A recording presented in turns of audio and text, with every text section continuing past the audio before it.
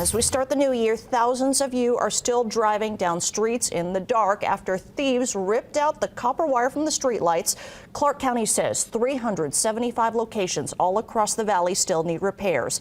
8 electricians were hired last year to help turn the lights back on. Back in December, to fix 75 locations, the county paid $1.2 million to hire a contractor. Another $2.5 million contract is in the works. But to stop these crimes for good, local leaders are looking for solutions from lawmakers. The next session will kick off in February.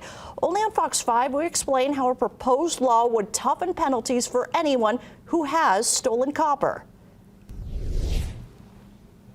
We've had tragic cases of people being killed because drivers can't see. There's a lot of momentum behind it because people recognize that there's a problem. Former state lawmaker Warren Hardy has worked with Metro's Copper Theft Task Force since it started 15 years ago. He represents SA Recycling and Champion Recycling and helped Clark County and the city of Las Vegas craft new laws to ban the sale of stolen municipal copper wire. But he says thieves keep coming up with new ways to evade the law. They're driving across state lines to sell stolen copper, swiped from streetlights. To stop the problem for good, local leaders and the sheriff want state law to change. The people that are taking it out of town are not caught by the current ordinance. The catalytic converter law essentially stopped catalytic converter theft in its track. 2 years ago, to crack down on catalytic converter thefts, lawmakers made it a felony to possess a stolen catalytic converter unless you're a licensed business or mechanic. Hardy, now a lobbyist, is working with lawmakers in Nevada cities to craft a similar bill. If you have a load of stripped and municipal-grade copper wire, you need proof why you have it. The proof could be an affidavit or a letter from an employer. This will catch them